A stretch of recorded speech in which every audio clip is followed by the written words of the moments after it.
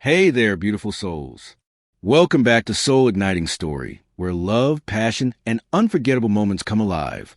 Today, we've got a heart-melting tale that will sweep you off your feet. Let's dive right in. What would you do if everything you thought you knew about love was completely wrong? She's perfect for you, Julian.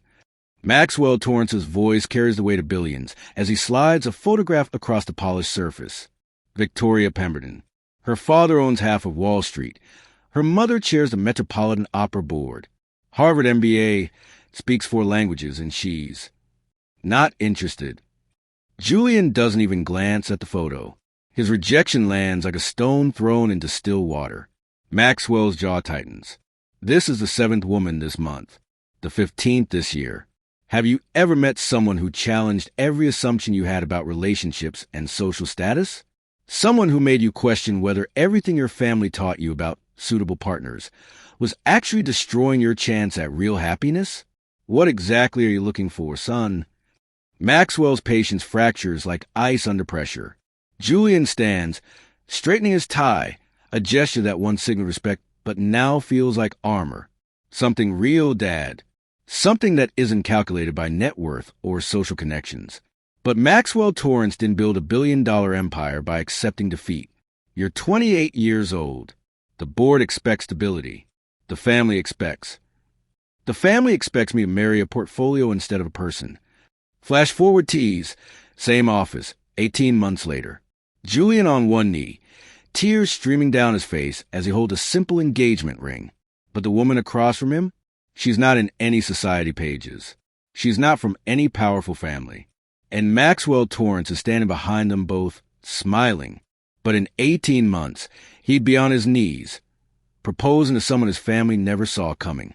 Someone whose identity would shatter every belief Maxwell held about power, privilege, and what makes a person worthy of love. If you've ever felt pressured to choose status over authenticity, hit that like button right now, because this story is about to challenge everything you think you know about finding your soulmate. The woman who would change Julian's life forever wasn't waiting in any boardroom. She wasn't networking at charity events or summer in the Hamptons. She was 3 miles away, in a neighborhood Julian had never visited, living a life that would teach him the difference between having everything and actually living. Wait until you hear what this millionaire discovered about the woman he rejected society for, and how their connection ran deeper than either of them could have ever imagined. One year, Julian. Maxwell's ultimatum cuts through the air like a blade. Find someone appropriate or I'll find someone for you. Julian meets his father's stare without flinching. And if I find someone you don't approve of, then you'll learn what it means to live without the Torrance name. The stakes couldn't be higher. A family empire worth billions, 3 generations of legacy, and approval of the only father he'd ever known, all hanging in the balance against a love he hadn't even found yet. But love has a way of finding us when we least expect it. And sometimes, the person who saves us is the one we never saw coming. Julian's alarm doesn't sound like yours or mine. It's a gentle classical melody that costs $200 per month to license, playing through speakers hidden in the walls of his 2,000-square-foot master suite. The sheets beneath him are Italian silk. The view from his floor-to-ceiling window spans 15 acres of manicured gardens that require a team of 12 groundskeepers. Yet as Julian opens his eyes, the first emotion that hits him isn't gratitude. It's emptiness. This is what $50 million in inherited wealth looks like when it can't buy the one thing you actually want, a connection that matters. His phone buzzes. 7 missed calls from his father. 12 text messages from family friends with daughters, granddaughters, or someone perfect they want him to meet. Julian deletes them without reading.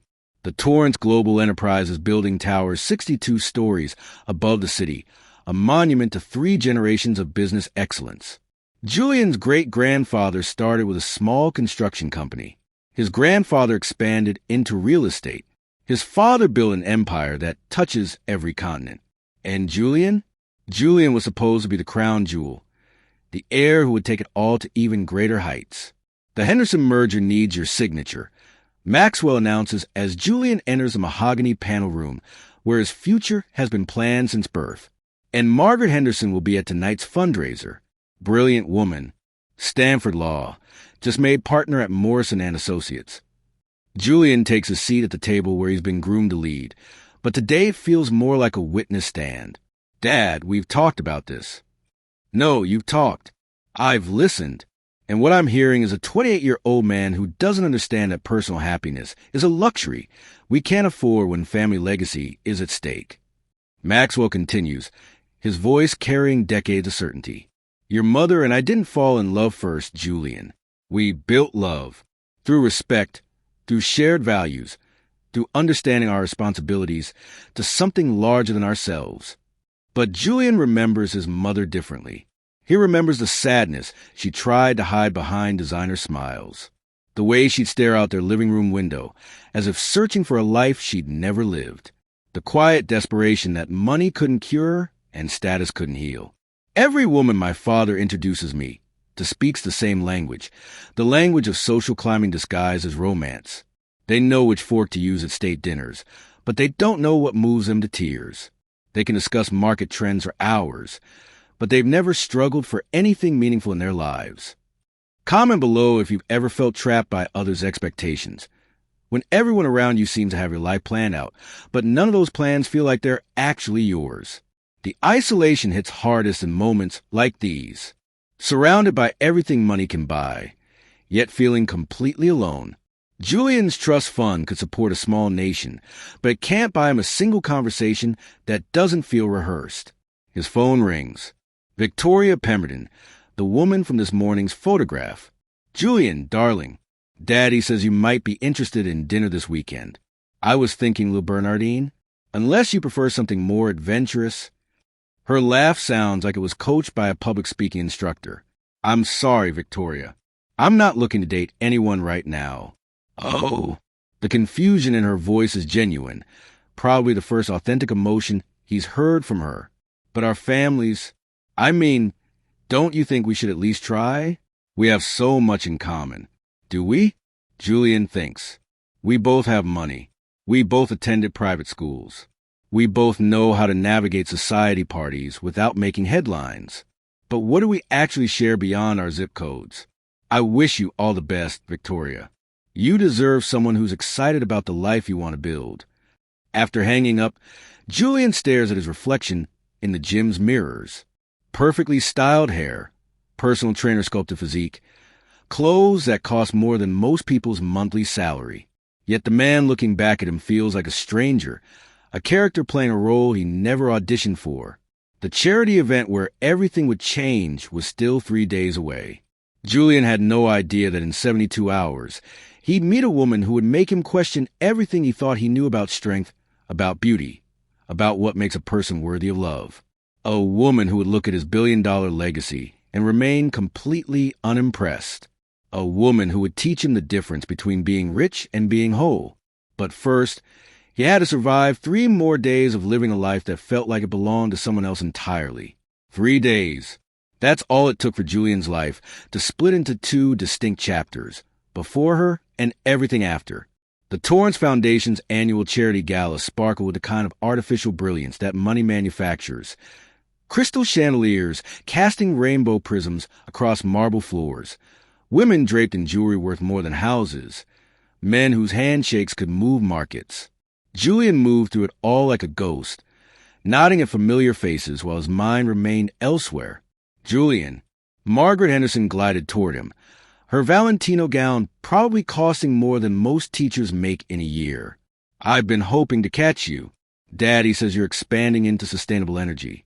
The conversation felt like déjà vu wrapped in different packaging. Same script, different actress. Julian's responses came automatically polite, engaging enough to avoid offense, distant enough to avoid encouragement. That's when he saw her. She stood alone, studying a poster about literacy programs with a kind of focused intensity that suggested she actually cared about the words she was reading. Everything about her presence felt different. Not because she wasn't beautiful, but because her beauty wasn't performing for anyone. Tessa Winters wore a simple black dress that probably came from a department store, but she carried herself with a quiet confidence that made every designer gown in the room look like expensive costumes. Her natural hair framed a face that held genuine emotion instead of practiced charm. Julian found himself walking toward her before his mind caught up with his feet. Powerful statistics, he said, joining her at the display. She turned, and Julian felt something he'd never experienced at one of these events. Nervousness. Not the calculated anxiety of trying to impress someone for business purposes, but the raw vulnerability of hoping someone would find him worth talking to. Heartbreaking is more like it, Tessa replied, her voice carrying warmth that felt like sunlight after months of air conditioning. 40% of children in our city read below grade level, but look around. She gestured toward the glittering crowd. We're spending more on tonight's flower arrangements than most schools get for their entire library budgets. Julian blinked. In 15 years of attending charity functions, no one had ever pointed out that contradiction. Most guests discuss the causes like abstract concepts, not living realities. You work in education? He asked. Third grade teacher at Roosevelt Elementary. No embellishment, no attempt to make it sound more impressive. Just truth spoken with pride. That's... Julian searched for words that wouldn't sound patronizing. That must be incredibly rewarding. Tessa smiled, and it reached her eyes in a way that made Julian realize how many fake smiles he'd been subjected to over the years.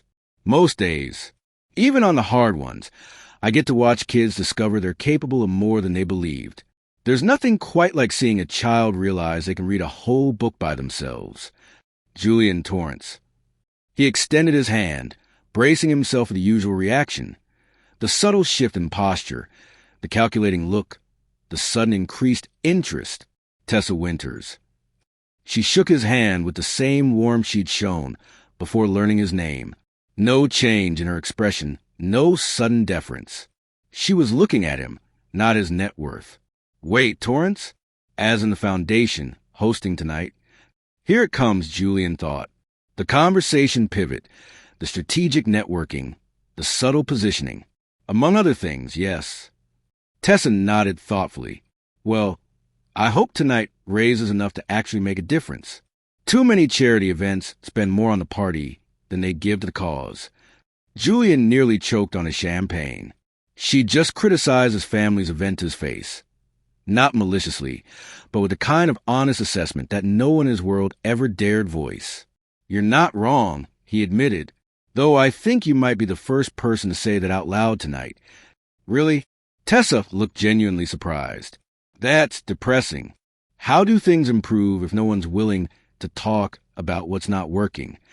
Have you ever met someone who saw through your facade in the first 5 minutes? Someone who made you realize how many conversations you've been having without ever actually saying anything real? Let me know in the comments. Can I ask you something? Julian found himself saying, what would you do with $1 million to improve education in the city? Most people would have stammered, made excuses about not being qualified to handle such large sums. Tessa's eyes lit up. Teacher retention programs. First, pay teachers what they're worth, so we stop losing good people to better-paying jobs. Then reading specialists in every school. Kids who fall behind in third grade rarely catch up. After-school programs with actual funding, not just volunteer efforts that depend on people's spare time. She continued for 3 minutes, outlining specific, practical solutions with the passion of someone who lived these problems daily. Julian found himself genuinely engaged in a way he hadn't felt at a social function in years. Mommy, a 6-year-old girl in simple but clean dress rushed toward Tessa, followed by an older woman who looked apologetic. I'm sorry, the woman said. Zoe insisted on saying goodnight before we left for home. It's okay, Mrs. Rodriguez. Tessa knelt to her daughter's level. Did you finish your homework? Yes, and I read 2 extra chapters. Zoe beamed with the kind of pure pride that money can't manufacture. Julian watched the interaction with fascination. Tessa's entire demeanor transformed, still poised, but softer, more open. This wasn't networking or obligation. This was love in its most unguarded form. Zoe, this is Mr. Torrance. His family is helping make tonight's fundraiser possible. Zoe looked up at Julian with curious eyes. Do you like reading? The question caught him off guard. When was the last time someone asked him what he liked, rather than what he owned or controlled? I do. What's your favorite book? Charlotte's Web. Have you read it? Julian nodded, remembering reading it as a child in his family's library, alone, while his parents attended business dinners. It's about friendship and sacrifice, Zoe said with a seriousness only children possess. Charlotte saved Wilbur even though it was hard. After Zoe and Mrs. Rodriguez left, Tessa turned back to Julian. Sorry about that. Single mom logistics. Don't apologize. She's incredible. Julian meant it. You're raising someone special. I'm trying. For the first time, Tessa's confidence wavered slightly. Some days I worry it's not enough, that I can't give her everything she deserves. Julian thought about his own childhood. Every material advantage, every opportunity money could buy, yet somehow missing the very thing he saw between Tessa and Zoe. Unconditional love expressed through presence, not presence. She seems pretty lucky to me, he said quietly. The ballroom continued swirling around them. Conversations about stock options and vacation homes, laughter that sounded more like performance than joy. But in their small corner, something genuine was happening. I should probably circulate, Tessa said, checking her phone. Thank you for the conversation. It's rare to meet someone at these events who actually wants to talk about the cause. Wait. Julian's voice carried more urgency than he'd intended. Would you be willing to show me your school sometime? I'd like to understand better what you're working with. Tessa studied his face, looking for something he hoped she'd find. You're serious? Completely. She smiled, not the practiced smile of social functions, but something real and warm and hopeful. Tuesday after school, Roosevelt Elementary on 47th Street. Asked for Miss Winters. As she walked away, Julian stood alone in a ballroom filled with hundreds of people, yet feeling more connected than he had in years. He had no idea that the woman who just challenged his assumptions about charity, education, and authentic conversation would soon challenge every assumption he held about love, family, and what makes a life worth living. But he was about to find out. Julian's Aston Martin looked like a spaceship that had crash-landed outside Roosevelt Elementary. The school building, with his weathered brick facade and chain-link playground, existed in a world he'd driven past countless times but never truly seen. He sat in the parking lot for 10 minutes, watching children stream out of the building. Some running to waiting parents, others walking alone with backpacks that looked too heavy for their small frames. This wasn't the private academy environment he remembered from his own childhood, with its manicured lawns and uniformed students. This was real. You came. Tessa's voice carried genuine surprise as she emerged from a classroom, arms full of papers to grade. I said I would. Most people say a lot of things at charity events. She studied his face. Follow me. 28 kids in this room, Tessa explained, straightening desks as she talked. 7 don't speak English as their first language. 12 qualify for free lunch. 3 are reading at kindergarten level, even though they're in 3rd grade. Julian picked up a worn copy of The Giving Tree, its pages held together with tape. What do you do when the resources aren't there? You get creative. You spend your own money. You stay late. You pray a lot. Tessa's laugh held exhaustion and determination in equal measure. Want to see something special? She led him to a corner display titled Our Dreams. 20 hand-drawn pictures with captions. I want to be a doctor. I want to help animals. I want to build houses. I want to teach kids like Miss Winters. Marcus drew that one. Tessa pointed to a picture of a man in a suit standing next to a tall building. He wants to own a business someday. His mom works 3 jobs just to keep their apartment.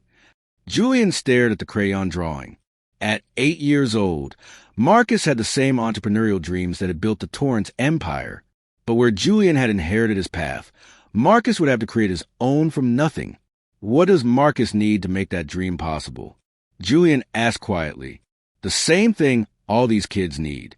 Someone to believe it's possible. The transformation didn't happen overnight, but it was undeniable. Julian traded his Armani suits for jeans and polo shirts. He learned to tie shoes, wipe noses, and explain fractions using pizza slices drawn on construction paper. Mr. Julian. Kids would shout when he arrived, rushing to show him their latest assignments or share stories about their day. Maxwell noticed the changes immediately. You've been unavailable lately, Maxwell said, cutting his prime steak with surgical precision. Missing board meetings, declining social invitations. I've been volunteering. Volunteering. Maxwell repeated the word, like it tasted bitter. Julian, charity work is writing checks. It's not, whatever this is you're doing. But Julian had discovered something his father's philosophy couldn't account for. The profound satisfaction of making a difference with your hands, not just your wallet. Tell me about your family. Julian asked Tessa one afternoon as they organized books in her classroom. Tessa paused, holding a dog-eared copy of Where the Red Fern Grows. Not much to tell. Grew up in foster care. Aged out at 18, put myself through college working 2 jobs. Had Zoe when I was 22. What about Zoe's father? What about him? Tessa's voice carried finality. Some people aren't built for the hard parts of life. He preferred the idea of being a father over the reality of actually being one. Julian thought about his own father, present physically, but emotionally distant. Maxwell had provided everything except the one thing that mattered most. Unconditional acceptance. I'm sorry, Julian said. Don't be. Zoe and I are better off. We've built our own family. She smiled, but Julian caught the flicker of old pain in her eyes. Sometimes the people who are supposed to love you can't. Sometimes the people who choose to love you matter more. You sure about this? Tessa asked as they approached a converted warehouse where her community gathered every Sunday for potluck dinner. Julian looked down at the casserole dish in his hands. His first attempt at cooking something that didn't come from a 5-star restaurant kitchen. Are you sure about letting me bring food? We'll have backup options, she laughed. Inside, Julian discovered something that no amount of money had ever bought his family. Genuine community. Neighbors who knew each other's struggles and celebrated each other's victories. Children playing between tables while adults shared stories and laughter. Elderly residents offering wisdom to young parents. People caring for each other not because they had to, but because they wanted to. Everyone, this is Julian, Tessa announced. He's been helping out at Roosevelt. The tall one Zoe keeps talking about? Asked Mrs. Rodriguez with a knowing smile. Julian felt his cheeks warm. He'd never been described as the one a child kept talking about, and somehow it meant more than any business accolade he'd ever received. Throughout dinner, Julian found himself in conversations unlike any he'd experienced. No one asked about his portfolio or his connections. They asked about his favorite foods, whether he liked basketball, if he'd ever learned to play dominoes. They treated him like a neighbor, not a networking opportunity. Smash that subscribe button if you believe love stories like this can happen in real life, where 2 people from completely different worlds find common ground in the things that truly matter. Your community is incredible, Julian said as they strolled past small houses with front porches where families gathered in the evening air. They saved me, Tessa said simply. When I was pregnant with Zoe, scared and alone, Mrs. Rodriguez offered me the apartment above her garage. Mr. Thompson taught me to change a tire. Miss Angela watched Zoe when I had to work late. They became my family when I needed one most. Julian realized he'd never experienced that kind of support network. His family's wealth had always been a barrier, making people either deferential or calculating. True friendship required vulnerability, and vulnerability required trust. Luxuries his privileged world rarely afforded. What about you? Tessa asked. Tell me about growing up Julian Torrence. Honestly? Lonely. The admission surprised him with its honesty. Everything provided, nothing earned. People wanted to be around the Torrence name, not around me.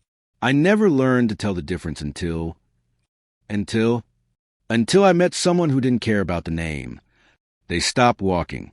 Street lamps cast golden pools of light around them, and Julian realized he'd never noticed how beautiful ordinary neighborhoods could be when you slowed down enough to actually see them.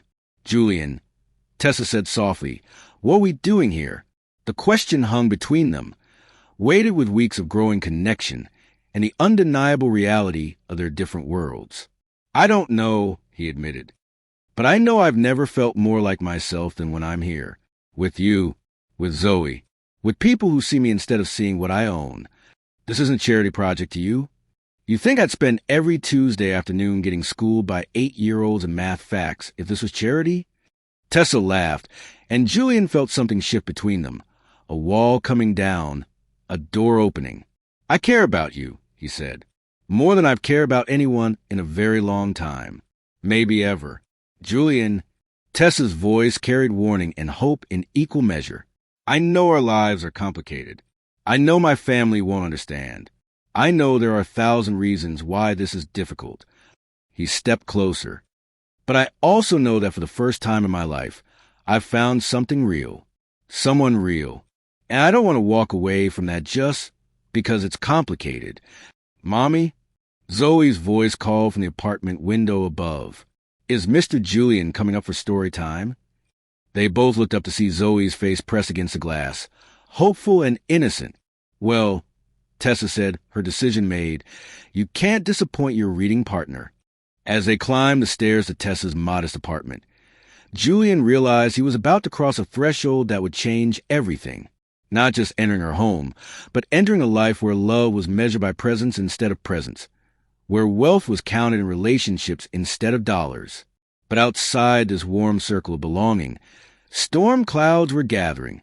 Julian's phone buzzed continuously with missed calls from his father. The Torrance family dinner was in 3 days, and Julian would have to face questions he wasn't ready to answer about where his heart was leading him. The courtship was deepening into something neither could deny. But the real test was coming, when love collided with family loyalty, which force proved stronger. The silence at dinner felt like a loaded weapon waiting to discharge. Maxwell had orchestrated this meal with military precision. Julian's favorite dishes, his mother's best china, the kind of intimate family setting that made confrontation unavoidable. So, Maxwell began, cutting his beef Wellington with deliberate slowness. "Margaret Henderson's father called today. Apparently, you haven't returned any of her messages." Julian's fork paused halfway to his mouth. "I've been busy. Busy playing teacher." Maxwell's words landed like ice cubes in warm wine. "Julian, this has gone on long enough. Whatever phase you're going through, it ends now." "Phase?" Julian set down his fork entirely. "Dad, I'm helping kids learn to read. How is that a phase?" "Because you're 28 years old with responsibilities that extend far beyond some misguided savior complex." Maxwell's voice rose, years of control frustration finally breaking free. "The Henderson merger needs your signature. The board expects you at next week's quarterly review. And frankly, so do I. Maybe we could discuss this after dinner," Patricia suggested weakly. "No." Maxwell's authority filled the room. "We're discussing this now. Julian, you will end whatever this is with that teacher. You will marry someone appropriate, and you will take your place in this family's legacy." The words hung in the air like a challenge thrown down in a medieval court. "Her name is Tessa." Julian's voice remained steady, but his hands trembled slightly. "And she's not whatever this is. She's the woman I love." The declaration created a moment of absolute stillness, as if the entire house held its breath. Maxwell's face transformed, surprise giving way to anger, then to something that looked almost like grief. "Love? Julian, you don't know what love is. Love is commitment. Love is shared values. Love is building something together that lasts generations. Like you and Mom did." The words escaped before Julian could stop them. Patricia flinched as if slapped. Maxwell's complexion darkened to dangerous levels. "Your mother and I built this empire together. We created stability, security, a legacy that will outlast us all. But were you happy?" Julian pressed, looking directly at his mother. "Mom, were you actually happy?" "Happiness is a luxury, Julian," she whispered, but her voice cracked on the last word. "When you have responsibilities—" "Happiness is a choice," Julian interrupted, "and I choose Tessa." Maxwell slammed his hand on the table, causing the crystal glasses to shiver. "You choose her? A single mother from God knows where, with no family, no connections, no understanding of what our world requires." "Our world." Julian stood up, his chair scraping against the hardwood floor. "Dad, listen to yourself. You're talking about a woman who dedicates her life to helping children, who built a family from nothing, who shows up every day to make the world better. And you're dismissing her because she doesn't come with a stock portfolio. I'm dismissing her because she doesn't understand what it means to carry the Torrance name." Maxwell roared. Do you think love pays for charitable foundations? Do you think feelings negotiate billion-dollar contracts? Do you think emotion builds empires that employ thousands of people? Julian felt something break inside him. Not his resolve, but his need for his father's approval. No, Dad, but love builds families. Real families. The kind where people show up for each other without calculating the return on investment. Maxwell's voice dropped to a whisper, which somehow felt more threatening than his shouting. If you continue this relationship, you're no longer my son. The ultimatum settled over the dining room like ash after an explosion. Maxwell. Patricia reached toward her husband, but he pulled away. No, he needs to understand the consequences. Maxwell's gaze fixed on Julian with laser intensity. Choose, Julian. Her or your family. Her or your inheritance. Her or everything we built together. Julian looked around the dining room, at the paintings worth more than most people's homes, at the chandelier his great-grandfather had imported from Vienna, at the table where 3 generations of Torrances had made decisions that shaped their destiny. Then he thought about Zoe's laughter during story time, Tessa's hand in his during their neighborhood walks, the community dinner where he'd felt more accepted in 2 hours than he had in 28 years of family gatherings. I choose her. Maxwell's face went completely blank, not angry anymore, but empty, as if his son had just died in front of him. Then you're no longer welcome in this house. Julian nodded slowly, pulled his car keys from his pocket, and walked toward the door. Julian, wait. Patricia called after him, but he kept walking. If you've ever had to choose between fitting in and standing up for what's right, this story is for you. Because sometimes the hardest battles are fought against the people who are supposed to love us unconditionally. The gossip columns picked up the story within days. Torrance heir rejects dynasty for mystery woman. His photo appeared next to speculation about his mystery girlfriend and questions about his mental state. His credit card were canceled. His apartment, owned by the family trust, was no longer available. His office access was revoked. Julian found himself sitting in a modest hotel room, staring at his phone as former friends sent concerned text messages that felt more like political positioning than genuine care. You look terrible, Tessa said as Julian slumped into one of the small plastic chairs in her classroom. Thanks. That's exactly what every man wants to hear. But Tessa wasn't smiling. She sat across from him, her expression serious. Julian, I saw the newspaper articles. I heard what happened with your family. And I think maybe your father's right. The words hit Julian like a physical blow. What are you talking about? Tessa's eyes filled with tears she was trying not to shed. Look at what you've lost. Your family, your career, your entire life. Because of me. Not because of you. Because I finally found something worth fighting for. But at what cost? Tessa's voice broke. Julian, you were born into a world I can't understand. You have opportunities, responsibilities. I have you. I have Zoe. I have something real. Do you? Tessa stood up, pacing to her classroom window. Or do you have a fantasy? Some idealized version of life with us that doesn't account for the reality of what you're giving up. Julian stares at her, realizing that the woman he loves is about to push him away to save him from himself. Zoe asked me yesterday why the mean people in the newspapers were saying bad things about you. Tessa's voice was barely a whisper. I couldn't answer her, because I realized that loving you means exposing her to a world of judgment and scrutiny that no 6-year-old should have to navigate. Tessa, no. Maybe we should take a break. Let things cool down. Let you figure out how to repair your relationship with your family. The suggestion landed like a death sentence. Julian stood up, his chair falling backward. A break? You want to take a break? I want what's best for everyone, including you. What's best for me is you. Julian's desperation filled the empty classroom. Tessa, I love you. I love Zoe. I don't care about the money or the family drama or the newspaper stories. I care about us.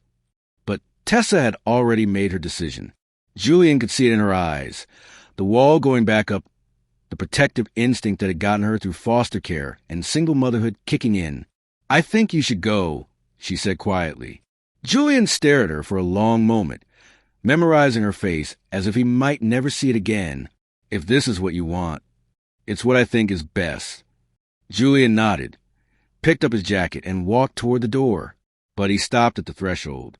For what it's worth, Tessa, you and Zoe are the best things that ever happened to me, even if it ends here. But sometimes the darkest moment comes just before the dawn. And sometimes the truth that changes everything has been hiding in plain sight, waiting for the perfect moment to reveal itself. Julian had no idea that the woman he was walking away from held the key to understanding his family's true legacy and his own purpose in continuing it. The storm had reached its peak. But every storm eventually passes, leaving behind a landscape forever changed. Julian sat on the same bench where he'd first heard Zoe laugh, staring at the playground where children played with a kind of carefree joy that now seemed like a foreign language. His hotel room had become a prison of regret, and walking through the city felt like touring a museum of his former life. I thought I might find you here. Julian looked up, his heart doing something painful and hopeful at the same time. Tessa looked as tired as he felt, with dark circles under her eyes that suggested she'd been sleeping as poorly as he had. Tessa. Her name felt rusty in his mouth after 2 weeks of silence. She sat beside him, leaving careful space between them, and offered him one of the coffee cups. Your usual. 2 sugars, no cream. The fact that she remembered such a small detail somehow made everything hurt more. How's Zoe? Julian asked, because talking about anything else felt too dangerous. She misses you. Keeps asking when Mr. Julian is coming back to read with her. Tessa's voice caught slightly. I told her you were busy with work. Julian nodded, accepting the lie because the truth, that her mother had sent him away to protect them all, was too complicated for a 6-year-old to understand. They sat in comfortable discomfort, watching other people's children play, both of them probably thinking about the family they'd started to build and then dismantled. I've been thinking about what you said, about maybe you were right. Julian, stop. Tessa turned to face him fully. I need to tell you something. Something I should have told you weeks ago, but I was scared. Scared of what? Tessa took a deep breath, as if preparing to jump off a cliff. About how I ended up in this city. About the lowest point in my life. About how I survived it. I was 19, pregnant, and completely alone. The father had disappeared the moment he found out about the baby. I had no family, no support system, nowhere to go. Julian listened, seeing vulnerability in Tessa that she'd never shown him before. I spent 3 months at a women's shelter called Haven House. It was the only thing standing between me and sleeping on the streets with a newborn baby. They didn't just give me a bed, Julian. They gave me hope. Job training, childcare, so I could finish college. Counseling to help me believe I could be the mother Zoe deserved. They saved our lives. Julian felt something stirring in his memory, a familiar name, a distant connection he couldn't quite place. Haven House, he repeated slowly. Most funding for places like that comes from private foundations, corporate grants that most of the donors never think about once they write the check. Tessa's voice grew stronger. But this was different. The foundation that funded Haven House didn't just send money. They sent people to check on programs, to meet the families they were helping, to make sure the support was actually reaching the people who needed it. Julian's expression changes as recognition dawns. Which foundation? But Julian already knew, even before Tessa pulled out her phone and showed him a photograph that would change everything. The Torrance Foundation Community Outreach Program.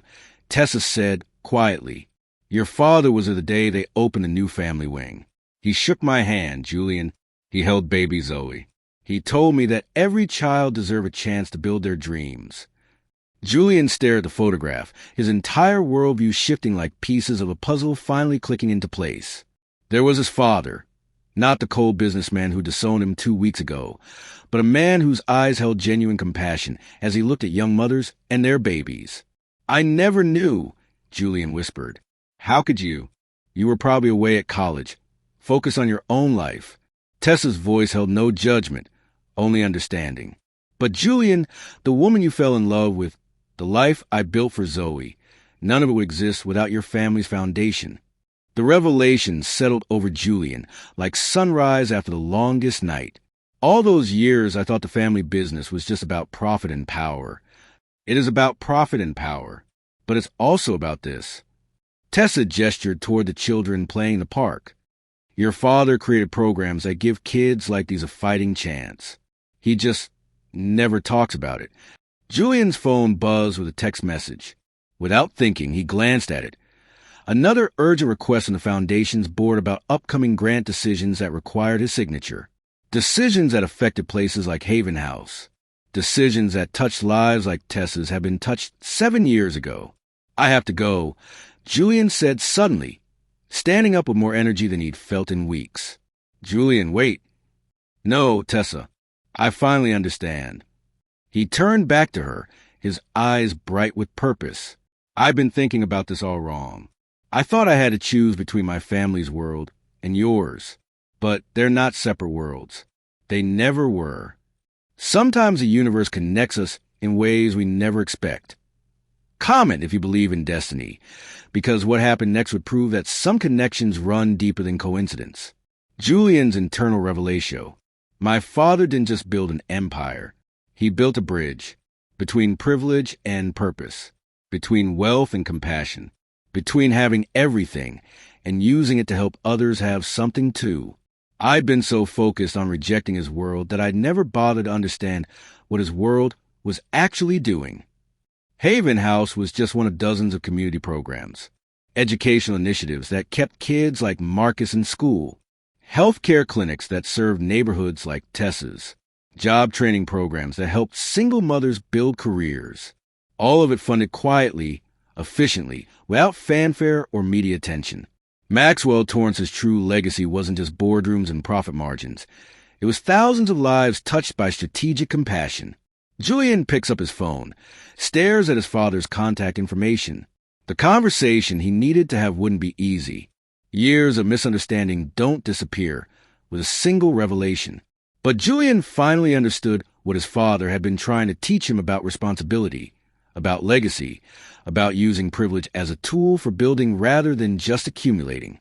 She pulled out her own phone, scrolling to a contact she hadn't called in 7 years. Maxwell Torrance's direct line, the number given to all Haven House families in case they ever needed additional support. Her finger hovered over the dial button.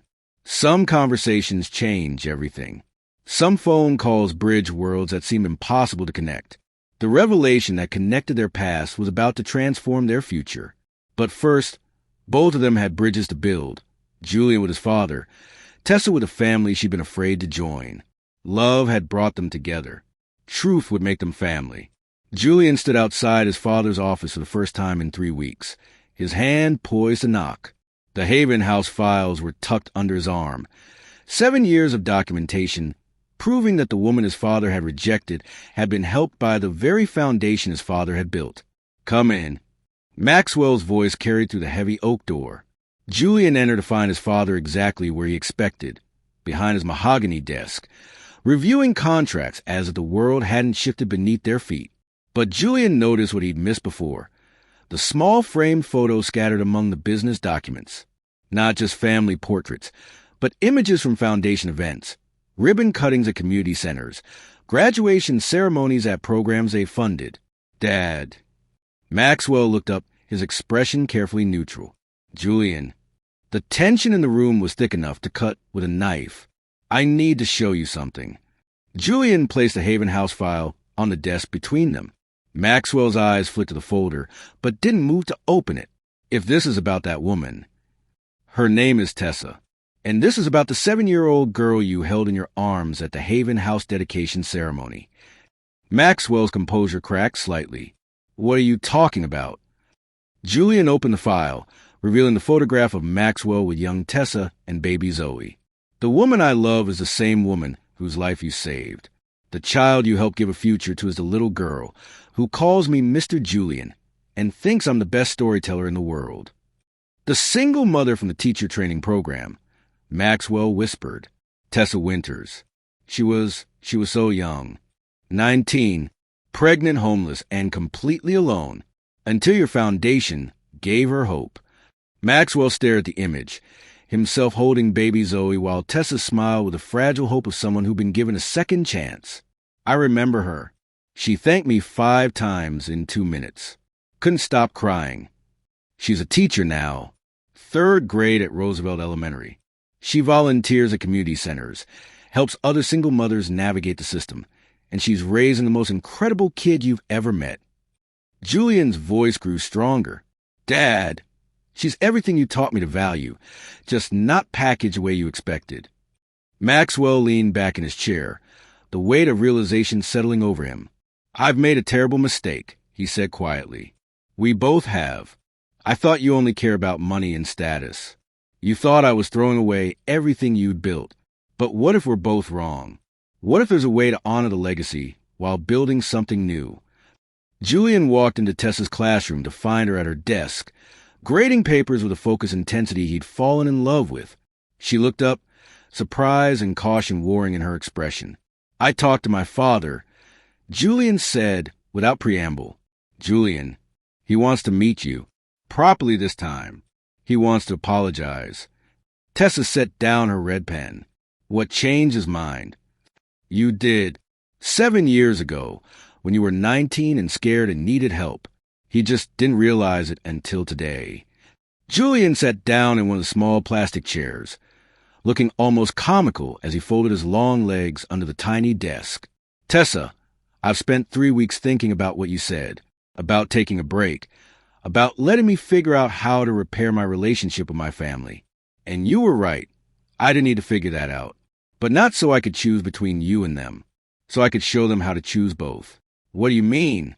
Julian pulled out his phone, showing her an email draft he'd been working on, a proposal for the board, expanding the foundation's community outreach programs, more funding for schools like Roosevelt, teacher retention programs, after-school initiatives.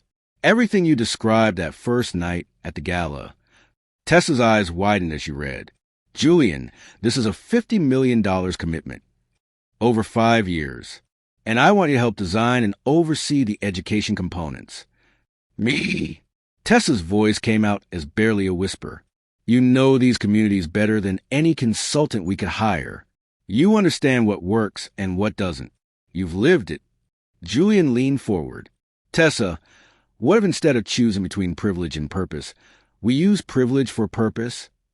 The classroom fell silent except for the distant sounds of children playing in the schoolyard.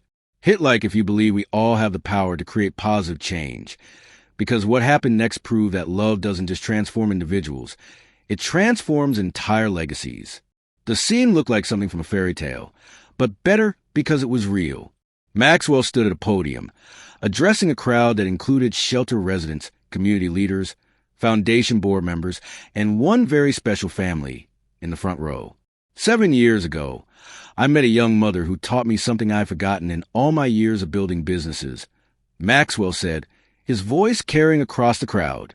She taught me that hope isn't something you can buy. It's something you can only give. And sometimes, the people we help end up being the ones who help us the most. The Winters Family Educational Initiative, Maxwell continued, will ensure that every child in our city has access to the resources they need to build their dreams. Because every child, regardless of their zip code, their family's income, or the circumstances of their birth, deserves a chance to reach for the stars. Applause erupted from the crowd as Maxwell stepped down from the podium and walked directly to Tessa. Miss Winters, he said formally, but his eyes were warm. Would you do me the honor of breaking ground on your program?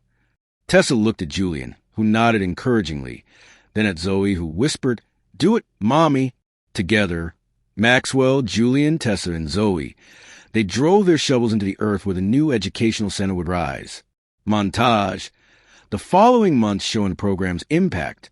Julian and Tessa working late into the evening, designing curricula that would actually reach struggling students. Maxwell visiting classrooms, listening to teachers describe their needs with the same attention he gave to board presentations. Zoe proudly showing her grandfather the books she could now read fluently. Community dinners where the Torrence name was spoken with gratitude instead of distance. Julian teaching financial literacy to high school students in the same neighborhood where he'd first learned what real community looked like. The Henderson School program is exceeding all projections, Tessa reported, looking up from her computer. Test scores up 23%, attendance up 18%, and teacher retention at an all-time high. Julian smiled, watching her review data with the same passion she'd once brought to grading third-grade essays. Any regrets about leaving the classroom? Are you kidding? I'm still teaching. I'm just teaching on a bigger scale. Tessa stood up, stretching. Besides, someone had to make sure you rich kids actually understood what you were funding. They share a laugh that felt like sunshine after rain. My father called this morning, Julian said. He wants to take Zoe to the Natural History Museum this weekend.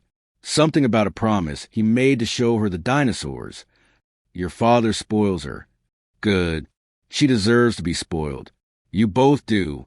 Julian walked around the desk to where Tessa stood, wrapping his arms around her. We're really doing this, aren't we? Tessa said softly. Building something that matters. We're building everything that matters, Julian replied. A family, a legacy, a future where love doesn't have to choose between power and purpose. Through their office window, the city spread out below them, not as a kingdom to be ruled, but as a community to be served. The transformation was complete, but it wasn't an ending. It was a beginning, a foundation built not just on wealth, but on wisdom, not just on privilege, but on purpose. And at the center of it all, a love story that had become something bigger than just two people finding each other. It had become a blueprint for how families can heal, how legacies can evolve, and how the most powerful force in the world isn't money or influence, but the simple act of choosing love over fear. But the best transformation was still to come. The moment when Julian would ask the most important question of his life, and Tessa would give the answer that would make their family complete. The building rose from the same ground where Haven House once stood, but had grown into something magnificent, not just in size, but in possibility. Floor-to-ceiling windows revealed classrooms equipped with the latest technology, a library that could rival any private school's collection, and art studios where children's creativity could flourish without limits. Julian stood in the main hall, adjusting his tie for the 5th time in 10 minutes. Around him, the space buzzed with final preparations for tomorrow's grand opening celebration. You're nervous, Zoe observed, appearing at his elbow with the directness only 7-year-olds possess. A little, Julian admitted, crouching down to her eye level. Are you ready for your big moment tomorrow? Zoe puffed up with pride. She'd been chosen to cut the ribbon alongside her mother, an honor that had made her the most excited child in the entire city for the past month. Mr. Maxwell taught me how to hold the scissors properly, she said seriously. He says cutting ribbons is very important business. Julian smiled, watching his father transform from intimidating patriarch to devoted grandfather had been one of the most beautiful, unexpected gifts of the past year. Zoe, Julian said, his voice taking on a conspiratorial tone. Can you keep a secret? Her eyes widened. What kind of secret? The kind that will make your mommy very happy. She moved through the space with the satisfaction of someone who had helped dream every corner into existence. The walls displayed student artwork from around the district. Bright, hopeful creations that spoke of dreams being nurtured rather than deferred. You've outdone yourself, Julian said from the doorway. Tessa turned, her face lighting up the way it always did when she saw him. After a year together, that look still made his heart skip.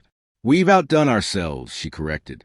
This place is going to change lives, Julian. It already has. She tilted her head questioningly, but Julian just smiled mysteriously. Come with me. There's something I want to show you. Julian led her through the building to a door marked Founder's Legacy Room.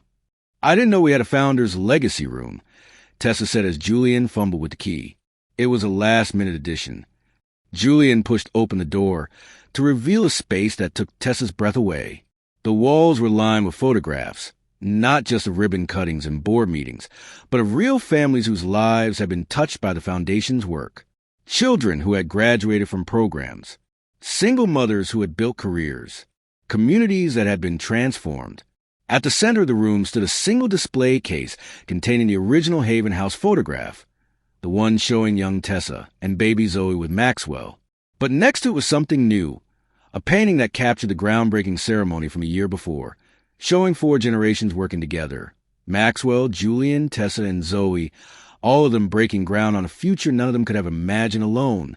Julian, Tessa whispered, tears starting to gather in her eyes. This is beautiful. Look closer, he said softly. Tessa stepped toward the painting and gasped. Hidden in the brushstrokes of ceremonial shovels was tiny text. Words so small they could only be read up close. Will you marry me? Tessa spun around to find Julian on one knee, holding a ring that sparkled not with ostentation, but with promise. Tessa Winters, Julian said, his voice steady despite the tears in his eyes. You taught me what love looks like when it's built on truth instead of transaction. You showed me that strength doesn't come from what you own, but from what you give. You helped me understand that the best legacy isn't what you leave behind. It's what you build together. Tessa's hands flew to her mouth, but Julian continued. I'm not asking you to marry Julian Torrence, the heir to a fortune. I'm asking you to marry Julian, the man who learned how to be whole, because you loved him exactly as he was. Will you build this life with me? Will you let me spend forever trying to be worthy of the family you and Zoe have given me? The room fell silent, except for the sound of Tessa's emotional breathing. Yes, she whispered, then louder. Yes, yes, of course yes. As Julian slipped the ring onto her finger, the room erupted in celebration. But they weren't alone. From behind the display cases, Maxwell emerged with Zoe on his shoulders, both of them beaming.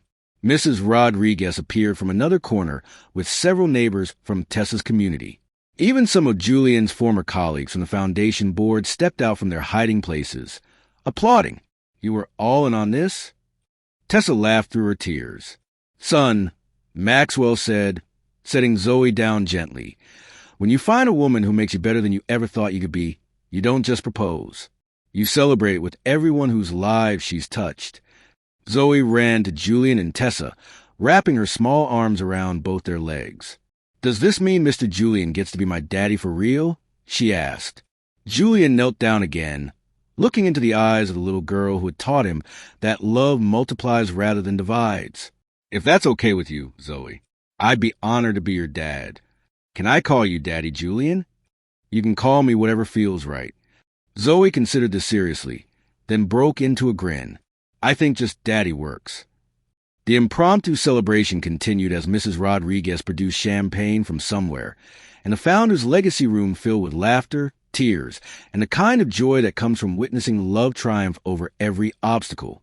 Subscribe if you believe love stories like this can happen in real life, because sometimes the most powerful force in the universe isn't money or influence, but the simple decision to choose love over fear again and again until it transforms not just two hearts, but entire communities. Later that evening, as the celebration wound down, Julian and Tessa stood alone in the main hall of the educational center, surrounded by the dreams they'd built together. Tomorrow, hundreds of children would walk through these doors for the first time, carrying hopes and possibilities that had been nurtured by a love story that refused to accept the limitations others had placed on it. No regrets. Julian asked, spinning Tessa gently as if they were dancing to music only they could hear.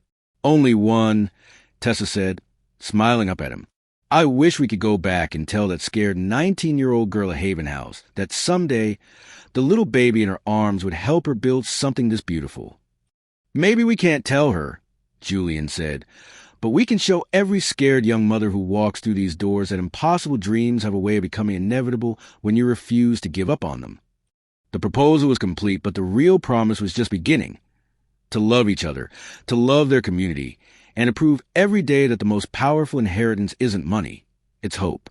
6 months later, the wedding day at the Winters Family Educational Center. The ceremony took place exactly where it should have, in the main hall of the educational center, surrounded by the community that had watched their love story unfold. No exclusive country club, no society photographers, no guest list determined by net worth or social status. Instead, Mrs. Rodriguez sat in the front row next to Maxwell, both of them wiping away tears as Zoe walked down the aisle scattering flower petals with the serious concentration of someone entrusted with a very important job. Julian stood at the altar, but he wasn't alone. Marcus, the 8-year-old who had once drawn his business dreams in crayon, stood beside him as ring-bearer, beaming with pride at his special role in Mr. Julian's wedding. When Tessa appeared at the back of the hall in a simple but elegant dress, every person in that room understood they were witnessing something rare, Authentic love that had grown stronger through every challenge it faced. The vows were personal, powerful, and honest. "Julian," Tessa said, her voice steady and sure, "you taught me that love isn't about completing each other. It's about challenging each other to become the best versions of ourselves. You didn't just fall in love with me. You fell in love with our community, our dreams, our belief that everyone deserves a chance to build something beautiful." Julian's response brought tears to eyes throughout the room. "Tessa, you and Zoe didn't just change my life. You saved it. You showed me that true wealth isn't what you accumulate. It's what you give away. It's not about the empire you inherit. It's about the legacy you choose to build." As they exchanged rings, Maxwell stepped forward to officiate the final blessing. "I've learned something these past 2 years," the billionaire patriarch said to the gathered crowd. "Success isn't measured by the size of your bank account or the number of companies you own. Success is measured by the number of lives you touch, the communities you strengthen, and the love you leave behind." The kiss that sealed their marriage was witnessed by 3 generations of chosen family, proving that the bonds we build matter more than the ones we're born into. The reception, held in the same building where children would learn and grow for generations to come.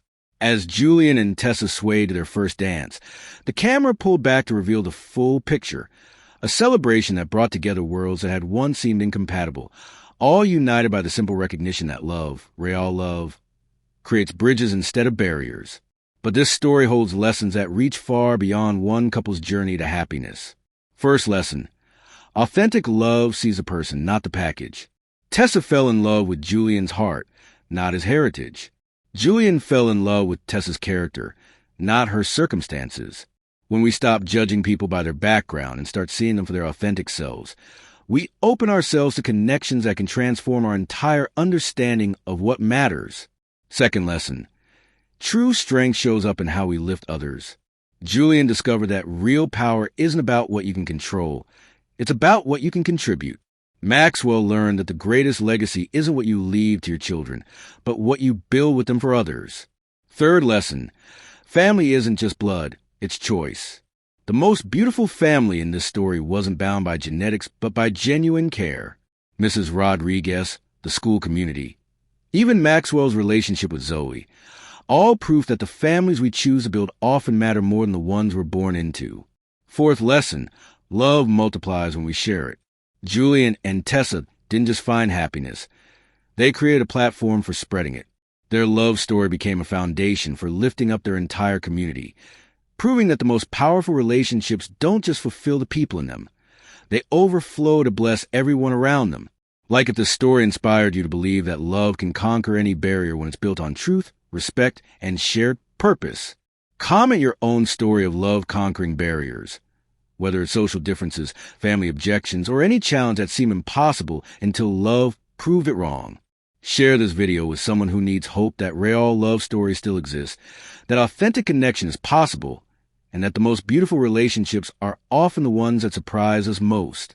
And subscribe for more soul-igniting stories that prove love doesn't just change individuals.